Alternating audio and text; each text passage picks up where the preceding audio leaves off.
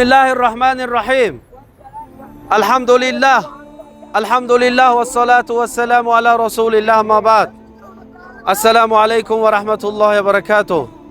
اوجان محترم، من الحمدلله فضل الله کتیم و شمایان عزیز که تا اومدم برای زیارت کردن کوهی که در اون کوهنده غار ثور های.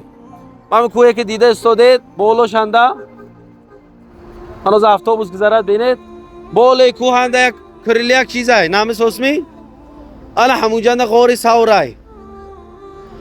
غار ثور تاریخش رسول الله صلی الله علیه و سلم وقتی که بر رسالتی پیغمبری الله تعالی پیغمبر کده اختیار کرد، وقتی که لا اله الا الله به دعوت سر کردن، یعنی اون وقت عذر کعبه نبود، گرد کعبه ده 360 زاید بتها بدن، هیکلا بود، تمام اهل مردم هیکل پرست بدن، مشرک بدن، الله به شرک می آوردن، شریک می آمدن، غیر از الله عبادت میکردن، نماز نمی خواندن، روزه نمی داشتن، الله به وقتی که یک مناجات کنند دعا کده الله نمی پرسیدن، اما بتهاشون صنمهاشون هیکلا می پرسیدن.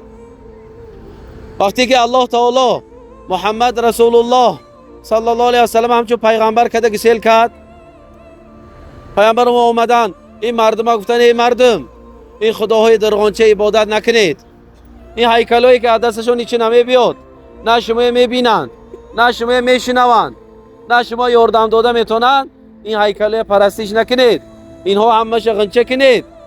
باید که شما اللهی که یگانه، اللهی که شریکش نیست، اللهی که به نهایت بزرگ است، اللهی که هر کار به قادر، شما دوست می‌دارد، شما می‌بیند، میشنود، شما یاردم میکند، مصیبتتون یاردم میکند، نعمتایی که میتید همش از جانب اون الله، همون الله عبادت کنید. گفته بودن که این بایهای اهل مکه قریشایی که مشرک بدن، بود پرست بدن، معقل نشد این دعوت رسول الله، این دعوت رسول الله ترک کردن، انکار کردن.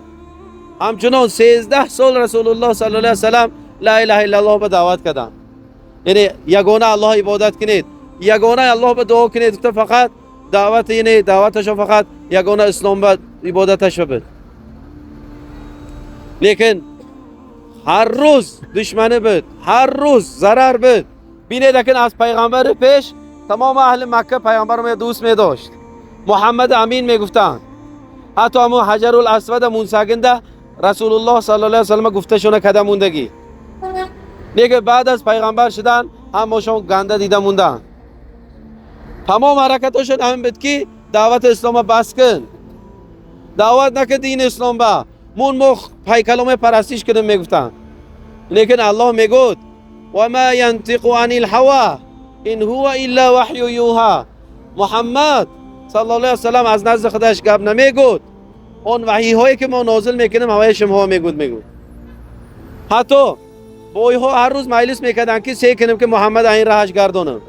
یک روز اومدن گفتن تمام مال ها می جمع کردیم بویترین موشاو، دخترها می تو میتیم دمو موشاو، موتی پوشو میکنیم پوشوی موشاو، نیکن اسلام دعوت نکن دیگه.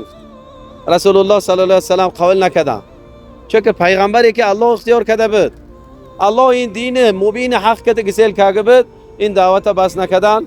آخرش مصلحت کردن که بیایتون گفتن اینا میکشم، گفتن میکشم و خلاص میشم. گفتن وقتی همون وقتنده یک کس کشد قصد گرفتن بود، مصلحت میکنن که ما 12 قبیله یک تک جوان مردم میکشد، یعنی بن عبدالمناف بن هاشم، اما قصد گرفتن نمیتوند، خون به هاشم میتیم و خلاص میشم میگن. وقتی که محمد صلی الله علیه و سلم کشتن به حرکت میکنن، این پیغمبری بدن که الله یارشان بود، الله مددکارشان بود، الله اینو میکرد، حمایه میکرد. الله اینو آگاه کرد که مکه ترکم برا گفت.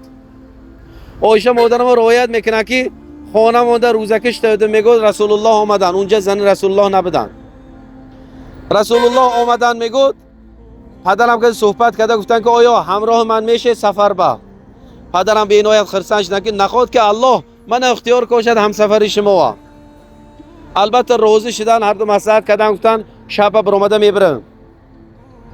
شواکی کافر و دشمنا نزد خانه رسول الله صلی الله علیه و سلم اومدن میانگیر کردن، میخواستن که رسول الله قتل کنن.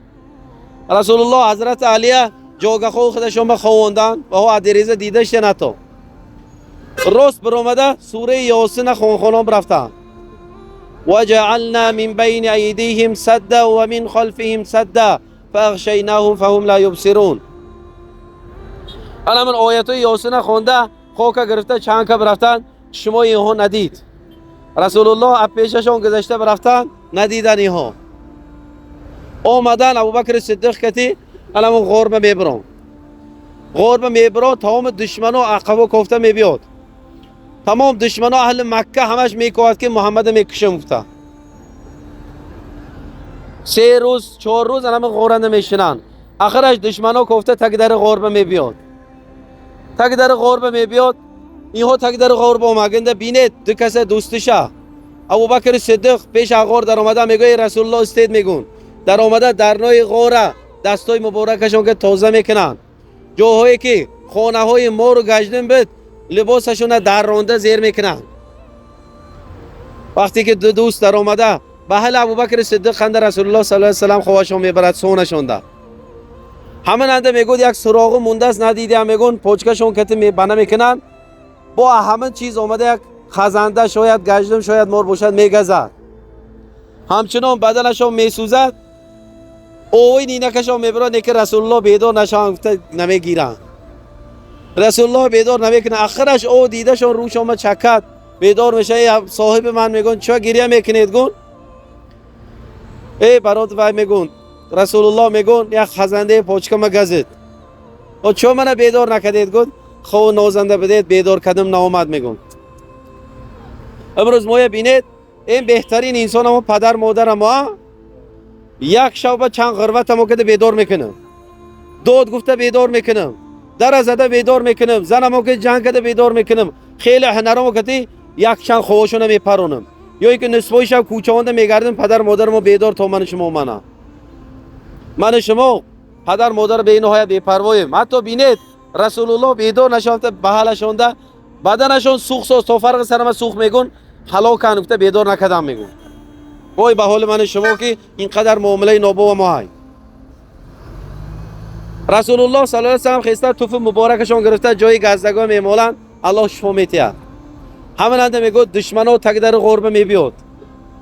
ابوبکر صدیق به این نهایت خواطر میشن که حاضر خم شوند میبیند. گفته رسول الله صلی الله علیه و سلم گفتن ای ابوبکر پریشان نشوید. میگون دو دوستی که میگون سیمش الله باشد سه میگوید هم میگون الله سونه آیت هم نازل میکند. قال لصاحبی بگو صاحبش بین دوستش ابوبکر با گفته محمد کی لا تحزن ان الله معنا، محزون نشو پریشان نشو خاطر نشو که الله با ما کتی. سبحان الله. حتی همیننده میگود تک در غربه یک تورتنک اومده تورتنک کشید، یا چمچق اومده میگود تخم کرد.